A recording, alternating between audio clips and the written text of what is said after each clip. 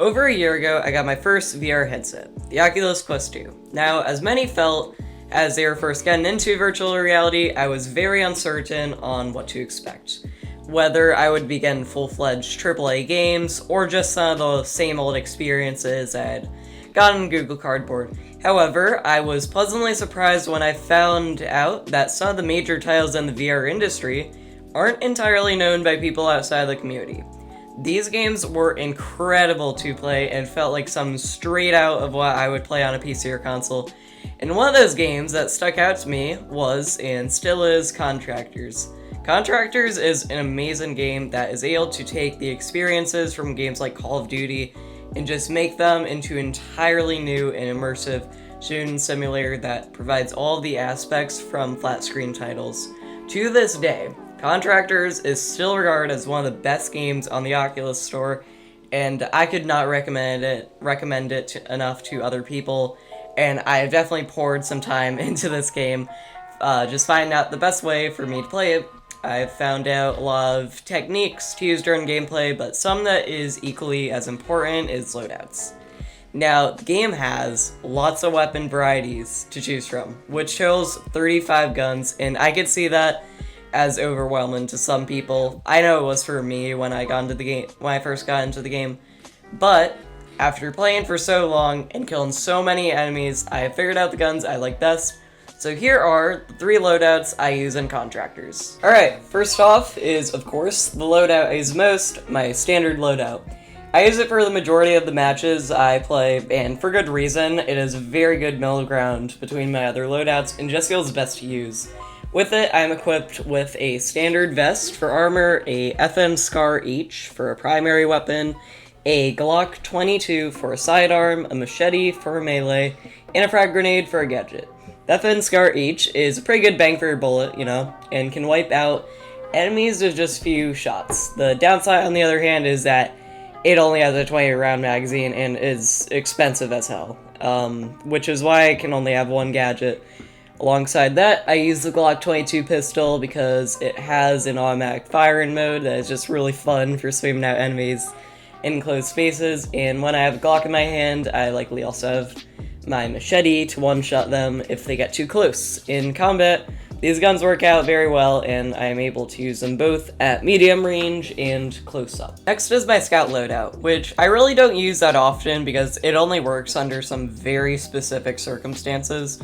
This loadout is mainly used for long range and in high places, which most of the maps don't have those conditions for the terrain. Using it, I wear a light vest, giving me the opportunity to have 2 primary weapons, but due to budget constraints, I can only carry 1. This is because the AWP Sniper, which including a scope, totals 22 points.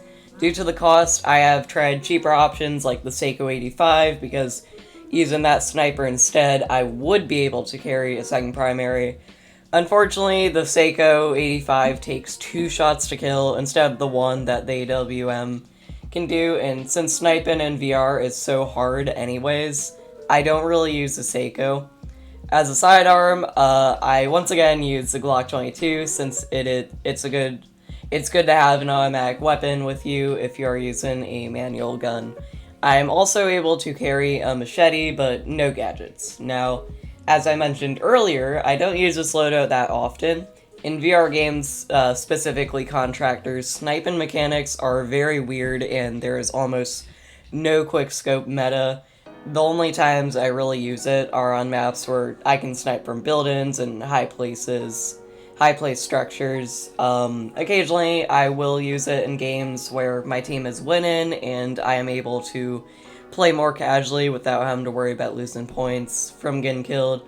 So overall, this loadout isn't that great and it is my least used. Finally, we have my third loadout, which is my Juggernaut Loadout. Now, contrary to the name, it isn't nearly as powerful as it sounds, but it is still fun to use, and when operating with it, I can get shot many times and still be alive. The loadout itself utilizes a heavy vest for armor, an AK-5C with a holographic sight for a primary, a 1911 pistol for a sidearm, a machete for a melee, and 1 frag grenade for a gadget. Now, I was aiming for this loadout to be like the Juggernauts in Modern Warfare use.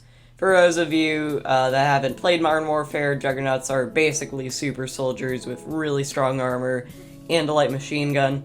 Sadly, Contractors doesn't have light machine gun, so I had to improvise and see what came closest. What I ended up choosing is the AK-5C. This gun has what I believe is a 30-round magazine and a relaxed rate of fire that gave me a feeling of there being more ammo.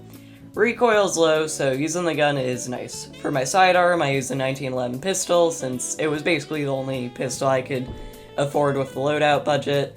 That's not saying it's a bad gun though, it works fine, it's just not really my cup of tea. Like all my other loadouts, I also have a machete, but just one grenade. Whereas I use my scout loadout for when my team is winning, I use the Juggernaut loadout for the opposite. Losing teams need heavy reinforcements, so I play that role, and sometimes it'll work out really well. This loadout works out especially well in games of domination because I can sweep through enemies and take an objective for the team. The loadout works the best at close range, but I am able to use it alright at medium range. And with that, those are all the loadouts I use in Contractors. Hope you enjoyed the video, and if you did, like and consider subscribing because it does really help out the channel. Also, if you would like to see more Contractors videos, or just any other form of content in general, please let me know in the comments because I would love to make more videos that you guys like. Anyways, see you all next time.